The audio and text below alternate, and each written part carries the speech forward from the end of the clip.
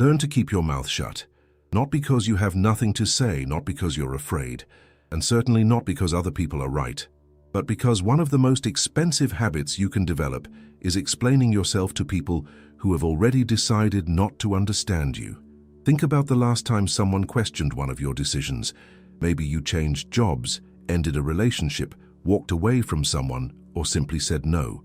You explained yourself. They questioned you. So you explained even more. And before you realized it, your decision had become a debate, as if someone else's approval were required to make it valid. That's the trap. The Stoics understood that there are moments when explaining yourself is necessary, but there are also moments when continuing to talk only means giving your peace away to someone who never intended to understand you. Silence, when consciously chosen, is not weakness, it's self-mastery.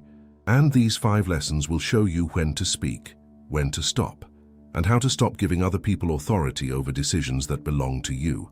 But one of these lessons requires something especially difficult: accepting that you may be misunderstood without rushing to defend yourself. Lesson 1. Your life is not a courtroom. Many people live as if they're carrying an invisible folder filled with evidence that they work hard, that they're not selfish, that they had reasons to change, that their choices make sense. The moment someone questions them, the defense begins. But Epictetus taught an essential distinction. Some things are up to us, and others are not. Your choices, your principles, and your conduct belong to you. Someone else's interpretation of them does not. That doesn't mean ignoring advice or refusing to admit when you're wrong. It means recognizing the difference between explaining yourself to someone who wants to understand and defending yourself to someone who only wants to judge. Someone who wants to understand listens to your answer. Someone who wants to control you turns every answer into another question. So before launching into a long defense, ask yourself, am I explaining this because it's necessary, or because I'm afraid this person won't approve of my decision? If it's only fear of disapproval, maybe you don't need a better explanation. Maybe you need more confidence. Lesson 2. A boundary doesn't need a speech. You say, I can't today. They ask why. You explain. They find a solution to your reason. So you give them another one. They challenge that one too. Suddenly you're no longer communicating a boundary. You're asking permission to have one. That's how many people turn a simple no into a negotiation. A healthy boundary doesn't need to be aggressive. It needs to be clear. I can't. I don't want to. That doesn't work for me. Sometimes a few words require more courage than an entire speech, because the real challenge isn't saying no. It's accepting that someone may not like your answer. Every important decision can disappoint someone. If you abandon your boundaries whenever another person becomes uncomfortable, you teach them that all they need to do is push a little harder to change your decision. Be respectful, be clear, then let silence finish the sentence. Lesson 3. Stop announcing. Start building. There's another way people overexplain themselves, trying to convince everyone of the person they're still becoming. You tell people your plans.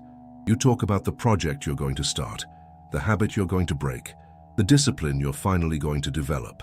Then someone doubts you, and you feel the need to prove that this time will be different. Don't prove it. Build it. A seed doesn't need to convince anyone that there's a tree in its future. It simply grows roots. Do the same. Put into execution the energy you would have spent defending your plans. Study, work, train, change your habits. Let consistency answer later. Months of discipline can say things about you that hours of explanation never could. If you want to build the habit of protecting your inner peace and growing in maturity, subscribe to Stoic Spring, because these ideas only transform your life when they stop being beautiful words and start guiding your choices. And even if you do all of this, there's something you won't be able to avoid. Some people will still misunderstand you. Lesson 4. Learn to tolerate being misunderstood. You set a boundary, and someone calls you selfish.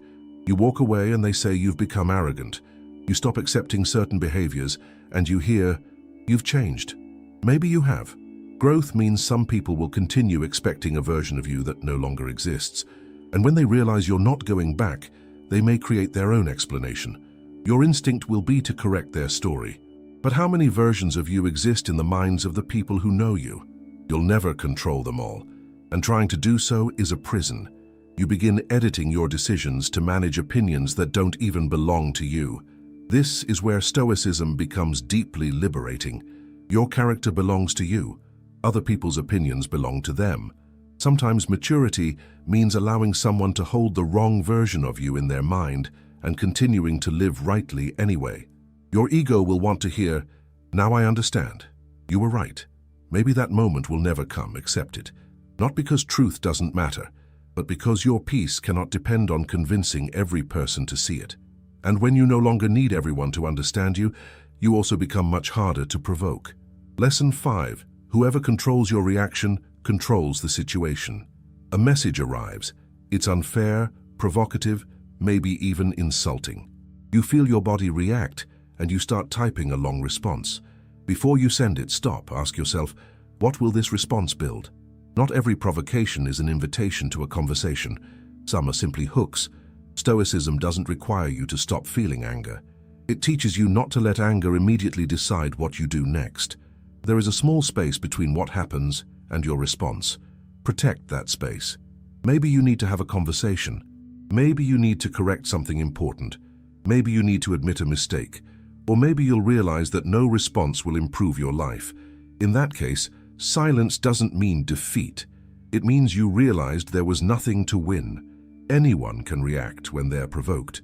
Self-control begins when you understand that not every thought needs to become a word, and not every word needs to become a response. That's the real meaning of learning to keep your mouth shut. It doesn't mean living in silence. It doesn't mean accepting disrespect. And it doesn't mean running away from difficult conversations. It means no longer treating every criticism as a summons, every opinion as a verdict, and every provocation as a debt you must repay with your attention. So the next time someone questions one of your decisions, stop before you respond. If an explanation is necessary, explain. If you're wrong, admit it. If someone genuinely wants to understand you, talk to them. But if you realize you're only trying to win approval, remember, your life is not a courtroom. You don't need to win every argument. You don't need to correct every interpretation.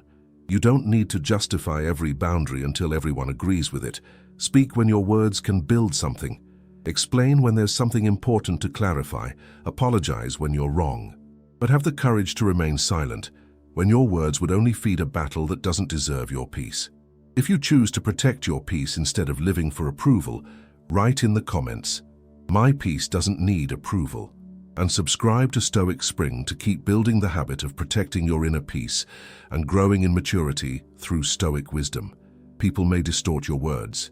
They may misunderstand your silence. Let them. You take care of your character. They take care of their opinions. And with time, let the way you live say what you no longer need to explain.